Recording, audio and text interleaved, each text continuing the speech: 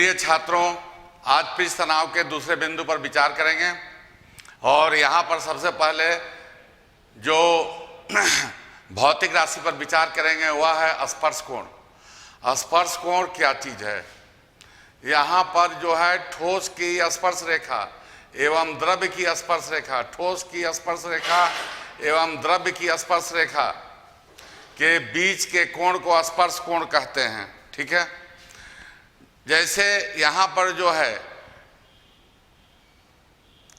जल एवं कांच की नली, जल और कांच के नली के बीच का स्पर्श कोण 8 डिग्री के आसपास होता है, 8 डिग्री के करीब होता है और ये न्यून कोण कहलाता है। ठीक है, कांच की नली एवं मरकरी के बीच का स्पर्श कोण अधिक कोण होता है, इसका मान जो होता है 135 डिग्री के आसपास होता है। आसूत जल एवं चांदी की नली के बीच का स्पर्श कोण 90 डिग्री होता है। ठीक है, जिसको समकोण कहते हैं। इसके अलावा आप समझिए स्पर्श कोण जो होता है, स्पर्श कोण फर्स्ट ठोस एवं द्रव्य की प्रकृति पर निर्भर करता है। स्पर्श कोण ठोस एवं द्रव्य की प्रकृति पर निर्भर करता है, तो क्लियर है। स्पर्श कोण ठोस एवं द्रव्य की प्रकृति पर निर्भर करता है। ठीक है, दूसरी बात, स्पर्श कोण द्रव्य के ऊपर रखे गए दूसरे पदार्थ पर निर्भर करता है। जैसे मान लीजिए कि यहाँ पर कांच की नली है और कांच की नली और मरकरी के बीच में स्पर्श कोण है। अब मरकरी के ऊपर केरोसिन ऑयल भर देते हैं, अब मरकरी के ऊपर केरोसिन ऑयल भर देते हैं तो स्पर्श कोण क्या होता है? परिवर्तित हो जाता है। समझ गए? कहने का तात्पर्य यह है कि स्पर्श कोण द्रव्य के ऊपर रखे गए पदार्थ पर निर्भर करता है, ये बात को याद रखिए। अगर मरकरी और कांच है तब स्पर्श कोण कुछ और होगा। अगर यदि मरकरी के ऊपर केरोसिन ऑयल रख देते हैं तो स्पर्श कोण का मान परिवर्तित हो जाएगा। लेकिन सबसे महत्वपूर्ण बात क्या है? लेकिन सबसे महत्वपूर्ण बात यह है कि स्पर्श कोण जो होता है वो ठोस के झुकाव से स्वतंत्र होता है। स्पर्श कोण जो होता है वह ठोस के झुकाव से स्वतंत्र होता है। समझ गए? स्पर्श जो कोण जो होता है वो ठोस के झुकाव से स्वतंत्र होता है। जो स्पर्श कोण होता है वह स्पर्श कोण होता है। अगर मान लीजिए 45 डिग्री कोण पर जितना स्पर्श कोण है 60 डिग्री कोण पर भी उतना ही स्पर्श कोण होगा। समझ गए?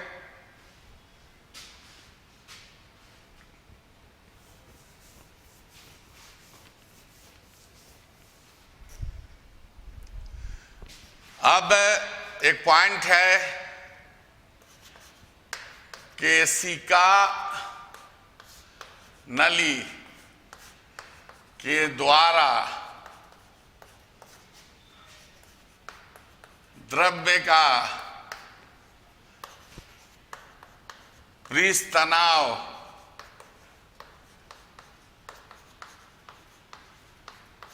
ज्ञात करना। ठीक है, पृष्ठ तनाव ज्ञात करना।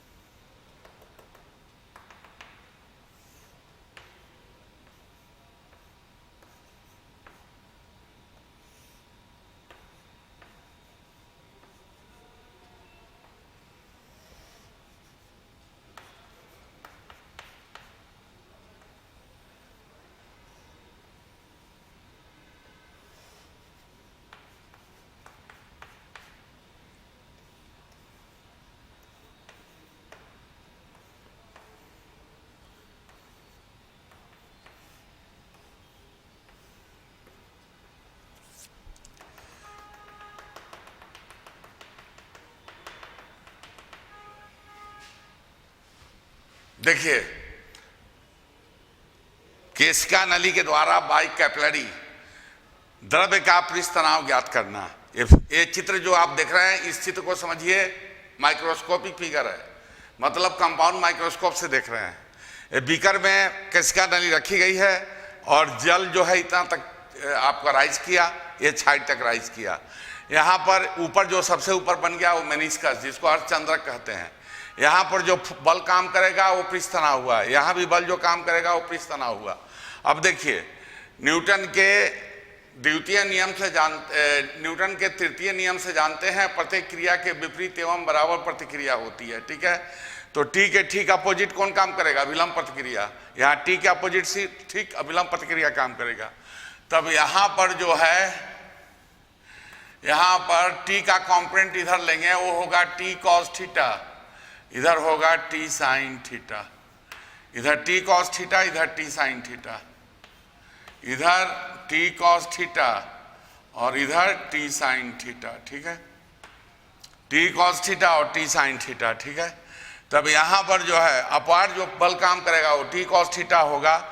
जो ऊर्ध्वाधर जो यहाँ पर घटक होगा वो टी कॉस थीटा होगा और क्षैतिज घटक जो होगा वो टी साइन थीटा होगा। इस चित्र से देखिए, क्षैतिज घटक T sine theta, T sine theta, क्षैतिज घटक T sine theta coma T sine theta विपरीत एवं बराबर है। ठीक है, विपरीत एवं बराबर है, अतः वह एक दूसरे को क्या कर देगा? कैंसिल कर देगा, एक दूसरे को नष्ट कर देगा। अब क्या बच जाएगा? T cos theta. T cos theta कहाँ पर लग रहा है? T cos theta upward force है और टोटल मेनिस्कस पर लग रहा है, अर्धचंद्रक पर लग रहा है। यदि पूरी लंबाई, मेनिस्कस की पूरी लंबाई अगर हम परिधि के बराबर लेते हैं 2 पाई आर, ठीक है, तब ऊपर की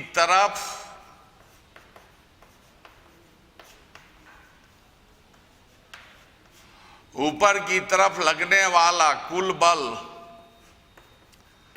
ऊपर की तरफ लगने वाला कुल बल बराबर 2 pi R T cos theta. ठीक है, ऊपर की तरफ लगने वाला कुल बल इक्वल टू बराबर कितना? 2 pi R T cos theta. Upward force होगा। ठीक है, तो अपवार्ड फोर्स जो होगा वह होगा आपका ऊपर की तरफ लगने वाला कुल बल बराबर हो गया 2 pi R T cos theta.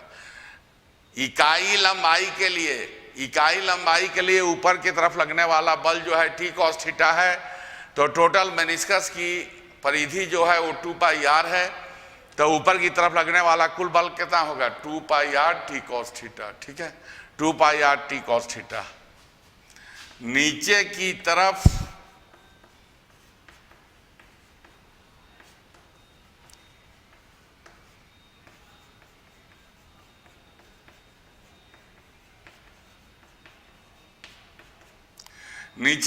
लगने वाला कुल बल, नीचे की तरफ लगने वाला कुल बल क्या हुआ? नीचे की तरफ लगने वाला कुल बल हुआ केशिका नली में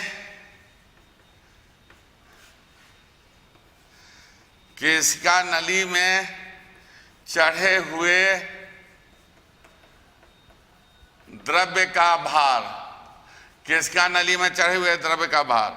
मान लीजिए केशिका नली की त्रिज्या कितनी है? केशिका नली की त्रिज्या स्मॉल आर है, तो आयतन कितना होगा? यहाँ पर पाई आर स्क्वायर और एच हाइट है, पाई आर स्क्वायर एच क्या हो गया? आयतन हो गया। नीचे की तरफ लगने वाला कुल बल बराबर केशिका नली में चढ़े हुए द्रव्य का भार, आयतन कितना हो गया? बराबर आयतन हो गया pi R square H. Pi R square H हुआ, इसमें रो से मल्टीप्लाई करेंगे वो मास हो जाएगा। ठीक है, पाई आर स्क्वायर एच रो से मल्टीप्लाई करेंगे तो द्रव्यमान हो जाएगा और जी से मल्टीप्लाई करेंगे तो भार होगा। ठीक है, जी से मल्टीप्लाई करेंगे तो भार होगा।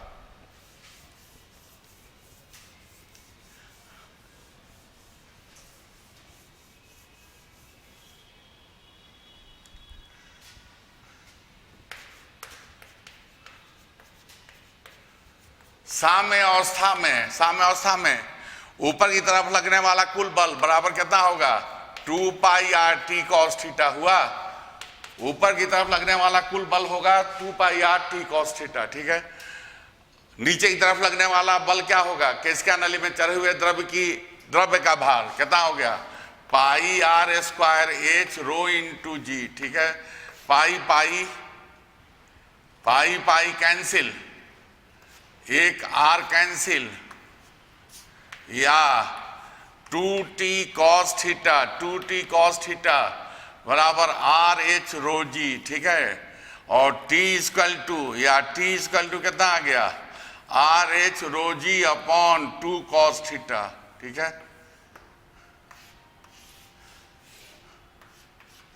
बड़ा महत्वपूर्ण सूत्र है ये, बड़ा महत्वपूर्ण सूत्र है। t बराबर कितना आ गया, t बराबर आ गया R H rho G by 2 cos theta, ठीक है।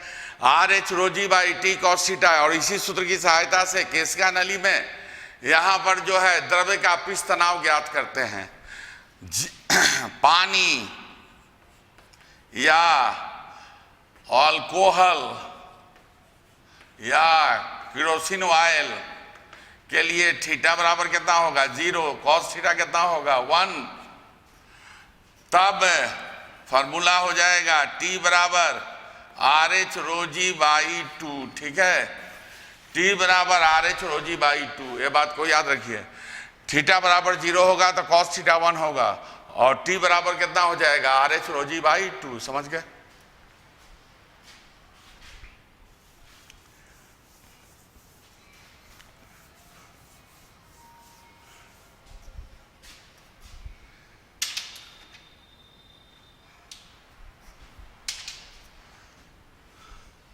यहां पर देखिए फॉर्मूला क्या है, t बराबर कितना, t बराबर R H rho G by 2, ठीक है। t बराबर R H rho G by 2 या 2t बराबर आर एच रो जी, या 2t बराबर आर एच रो जी, या आर एच बराबर 2t बाई रो जी, ठीक है।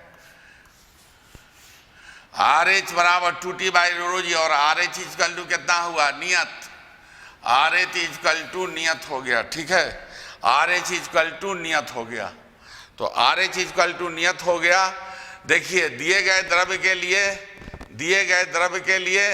t का मान जो है, दिए गए द्रव्य के लिए t का मान नियत होगा, 2 नियत है, घनत्व तो नियत होगा, गुरुत्वीय त्वरण नियत है, तो आर एच इक्वल टू कितना हुआ नियत। आर एच इक्वल टू नियत मतलब क्या हुआ, ए समानुपाती कितना 1/r, ए समानुपाती 1/r, या r1h1 इक्वल टू कितना, r1h1 इक्वल टू r2h2, ठीक है। r1h1 इक्वल टू कितना, r1h1 इक्वल टू r2h2, ठीक है। तो r1h1 इक्वल टू r2h2, इसी को कहते हैं जूरिन का नियम, इसे कहते हैं जूरिन का नियम, इसे हम कहते हैं जूरिन का नियम, समझ गए। इसे हम जूरिन का नियम कहते हैं। यहाँ पर जो है, यहाँ पर आपको ये जो प्रयोग जो किया था, जो एक्सपेरिमेंट जो आपके सामने आया, केशिका नली के द्वारा द्रव्य का पृष्ठ तनाव ज्ञात करना, या जूरिन एक्सपेरिमेंट, इसको जूरिन एक्सपेरिमेंट कहते हैं। यह प्रयोग जो किया था वो जूरिन ने किया था, और उसके आधार पर आपका जो सूत्र आया ए समानुपाती 1/r, r1h1 इक्वल टू कितना, r1h1 इक्वल टू r2h2, इसे हम कहते हैं जूरिन का नियम, समझ गए। त्रिज्या जितनी कम होगी ऊंचाई उतना अधिक होगी, ठीक है। त्रिज्या जितनी कम होगी ऊंचाई उतना अधिक होगी, समझ गए। आपका फॉर्मूला क्या था, आपका फॉर्मूला था t बराबर कितना, t बराबर R H rho G by 2, ठीक है। तब सुन लीजिए, यदि यहां पर ये बात को ध्यान रखिए, अगर ये एक्सपेरिमेंट यदि प्रयोग अगर पृथ्वी के सतह पर करते हैं, और इसी प्रयोग को अगर चंद्रमा की सतह पर करते हैं, तो ऊंचाई जो है 6 गुना बढ़ जाएगा, ऊंचाई जो है वो 6 गुना बढ़ जाएगा। क्यों, क्योंकि वहां पर चंद्रमा की सतह पर g का मान g/6 होता है, पृथ्वी के सतह पर g है तो चंद्रमा पर g/6 होता है, तो ऊंचाई 6 गुना बढ़ जाएगा, समझ गए। दूसरी बात, यदि ये प्रयोग केशिका नली के प्रयोग को कहा जाए कि पृथ्वी के केंद्र पर ले जाते हैं, या सैटेलाइट में ले जाते हैं, या गिरते हुए लिफ्ट या एलिवेटर में ले जाते हैं, तब ऊंचाई क्या होगी। यदि एक प्रश्न कहा जाए कि एक केशिका नली है और केशिका नली की लंबाई 40 सेंटीमीटर है, ठीक है।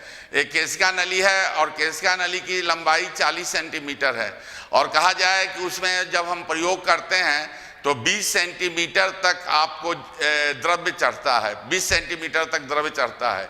यदि हम यहाँ पर जो है उस केशिका नली को गुरुत्व विहीन क्षेत्र में, मतलब यहाँ पर पृथ्वी के केंद्र पर या यहाँ पर जो है आपको सैटेलाइट में या गिरते हुए लिफ्ट या एलिवेटर में ले जाएं, तब आपको लंबाई क्या होगी, ये बात को ध्यान रखिए, लंबाई क्या होगी। वहाँ पर जो है स्मॉल जी का मान क्या हो जाएगा, स्मॉल जी का मान 0 हो जाएगा। तो स्मॉल जी का मान जो 0 हो जाएगा, जब स्मॉल जी का मान 0 हो जाएगा तो एच अनंत हो जाएगा। जब स्मॉल जी का मान 0 हो जाएगा तो एच अनंत हो जाएगा। एच अनंत हो जाएगा तो आपका आंसर क्या होगा, आपका जो उत्तर होगा वह होगा नली के पूर्ण लंबाई के बराबर। नली के पूर्ण लंबाई के बराबर कितना चढ़ेगा, नली के पूर्ण लंबाई के बराबर, समझ गए। मतलब अगर 40 सेंटीमीटर की नली है तो 40 सेंटीमीटर तक चढ़ेगा, यदि 80 सेंटीमीटर की नली है तो 80 सेंटीमीटर तक चढ़ेगा, समझ गए।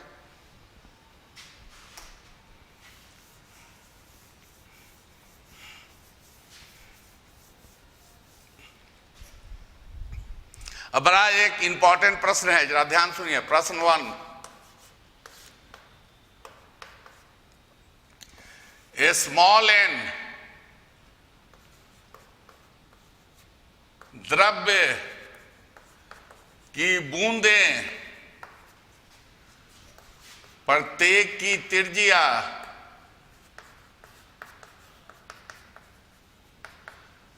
ए स्मॉल आर है, उसे मिलाकर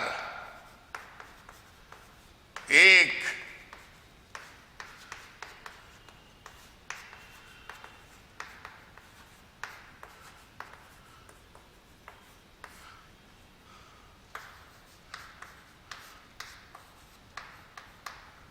स्मॉल एन द्रव्य की बूंदे प्रत्येक की त्रिज्या स्मॉल आर है, उसे मिलाकर एक बड़ी बूंद बनाई जाती है, तब किया गया कार्य या सतह ऊर्जा ज्ञात करें। तब यहां पर जो है T बराबर द्रव्य का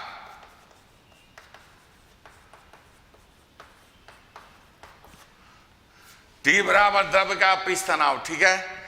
तब सुनिए, ए सूत्र को स्मॉल आर के टर्म में लाना है। यहां पर क्वेश्चन क्या कह रहा है कि n द्रव्य की बूंदे हैं, n स्मॉल n द्रव्य की बूंदे हैं, प्रत्येक की त्रिज्या स्मॉल आर है, समझ गए। प्रत्येक की त्रिज्या स्मॉल आर है, उसको मिलाकर एक बड़ी बूंद बनाई जाती है, उसको मिलाकर एक बड़ी बूंद बनाई जाती है, तब किया गया कार्य या सतह ऊर्जा ज्ञात करें, समझ गए। तो इसको कैसे निकालेंगे, मान लिया कैपिटल आर बराबर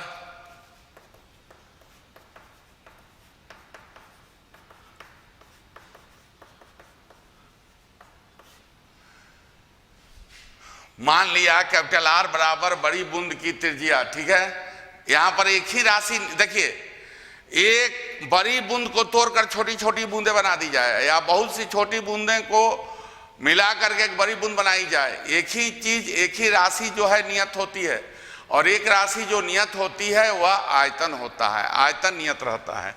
तो यहां पर क्या होगा, आयतन नियत रहता है। तो अब यहां पर जो है कितना हो गया, यहां पर जो है आपको 4/3 पाई आर क्यू बराबर n into 4/3 pi small R cube, या आर क्यू बराबर n इंटू आर क्यू, और r बराबर n का पावर 1/3 इंटू स्मॉल आर, समझ गए। r बराबर n का पावर 1/3 इंटू स्मॉल आर।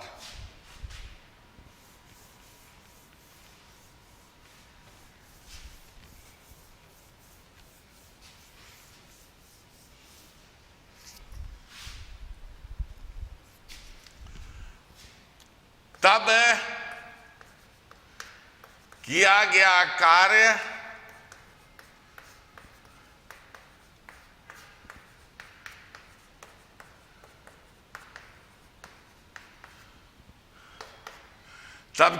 कार्य या सतह ऊर्जा W बराबर 4 पाई R स्क्वायर NT माइनस 4 पाई R स्क्वायर NT माइनस 4 पाई R स्क्वायर T, ठीक है, या W बराबर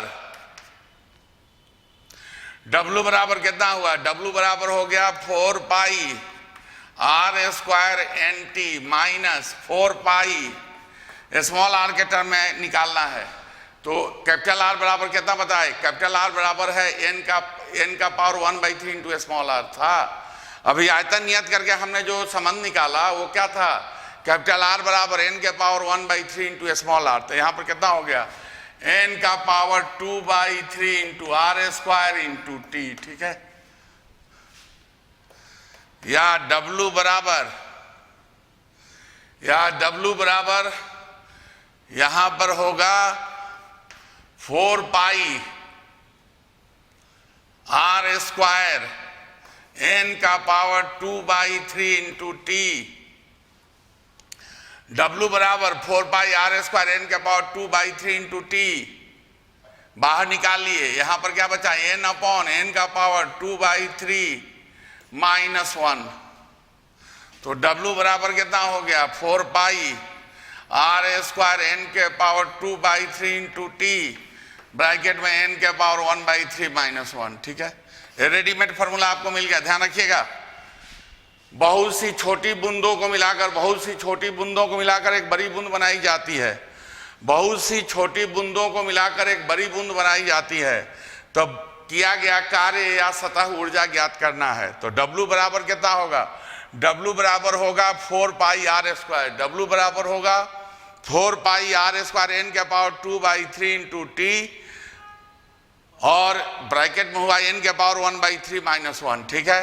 यही आप डायरेक्ट ये फॉर्मूला याद रखिएगा, डायरेक्ट वैल्यू पुट कीजिएगा, निकल जाएगा। साबुन के लिए जैसा कि मैंने बताया था, साबुन में डबल लेयर होता है। तो जो सूत्र दूसरे द्रव्य का होगा वो साबुन के लिए भी होगा, लेकिन उसमें 2 से मल्टीप्लाई हो जाएगा। तो W बराबर कितना होगा? W बराबर 8 पाई R स्क्वायर n के पावर 2/3 इंटू t। W बराबर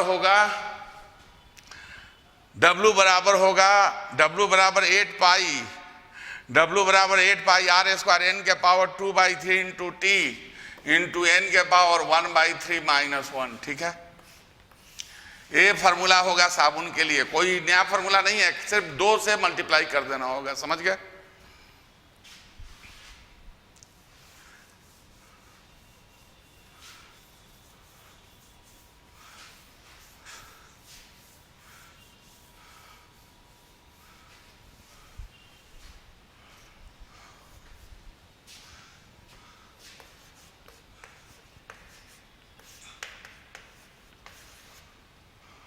प्रश्न 2 है, एक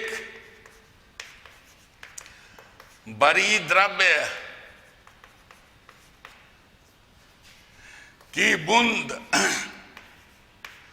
त्रिज्या कैपिटल R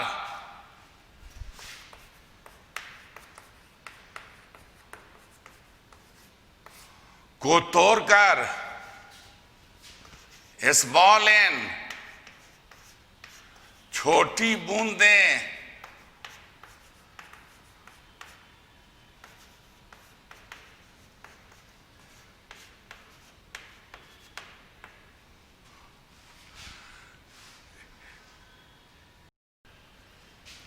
एक बड़ी द्रव्य की बूंद त्रिज्या कैपिटल R को तोड़कर स्मॉल n छोटी बूंदें बना दी जाती है, तब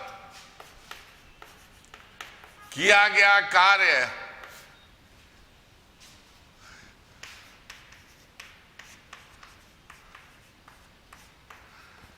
या सतह ऊर्जा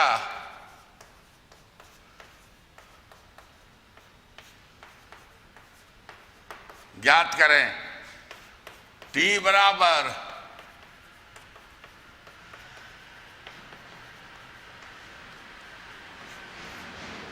बराबर द्रव्य का पृष्ठ तनाव। यहां पर वही बातें पहले, आयतन नियत होता है,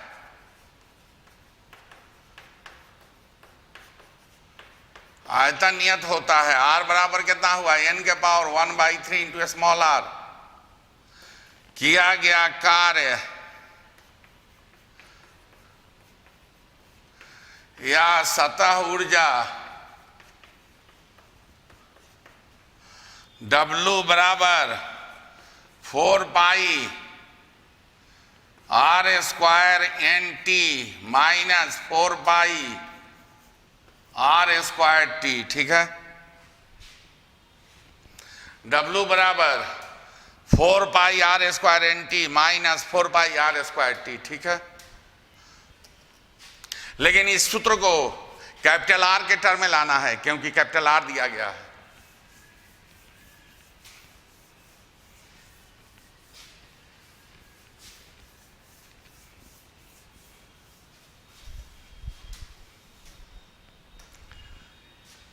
या W बराबर 4 पाई NT, R स्क्वायर की जगह हम क्या ले लेंगे, R स्क्वायर की जगह लेंगे capital R square upon n का पावर 2/3 माइनस 4 पाई R स्क्वायर T, ठीक है। W बराबर 4 पाई NT R स्क्वायर, n का पावर 2/3, स्मॉल r का वैल्यू चेंज कर दिए कैपिटल R के टर्म में, स्मॉल r का वैल्यू कैपिटल R के टर्म में चेंज कर दिए, तो capital R square upon n का पावर 2/3 माइनस 4 पाई R स्क्वायर T, ठीक है। या W बराबर 4 पाई R square T n upon n का पावर 2/3 माइनस 1, या W बराबर 4 पाई R स्क्वायर T n का पावर 1/3 माइनस 1। सतह ऊर्जा या किया गया कार्य, ठीक है। सतह ऊर्जा या किया गया कार्य W बराबर कितना आया, W बराबर आ गया 4 पाई R स्क्वायर T n के पावर 1/3 माइनस 1, ठीक है। W बराबर 4 पाई R स्क्वायर, ठीक है। W बराबर 4 पाई R स्क्वायर T n के पावर 1/3 माइनस 1, समझ गए। ये आ गया। अगर आपको फॉर्मूला हमने किस रूप में ला दिया, एकदम रेडीमेड फॉर्मूला, डायरेक्ट याद रखिए, क्वेश्चन आए तुरंत सॉल्व कर दीजिएगा। तो यहां पर जो है आपको W बराबर सतह ऊर्जा या W बराबर कितना है 4 पाई R स्क्वायर T n के पावर 1/3 माइनस 1, ठीक है। ये यहां पर साबुन के लिए वही साबुन के लिए क्या हुआ, साबुन के लिए 2 से मल्टीप्लाई कर देंगे, तो W बराबर कितना हुआ, W बराबर हो गया 8 पाई R स्क्वायर T, ठीक है। साबुन के लिए होगा W बराबर 8 पाई R स्क्वायर T n के पावर 1/3 माइनस 1।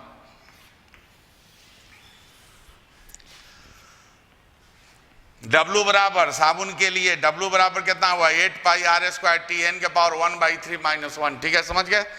तो वही बातें हुई। तो यहाँ पर जो है ये बात दिमाग बैठा लीजिए, ये बात आप दिमाग बैठा लीजिए। यहाँ पर ये जो सूत्र निकला, एक बड़े बूंद की त्रिज्या दी गई है और उसको तोड़ करके n स्मॉल पिंडों में, स्मॉल बूंदों में तोड़ दिया गया, तब इसके लिए फॉर्मूला हुआ, कैपिटल R के टर्म में आ गया।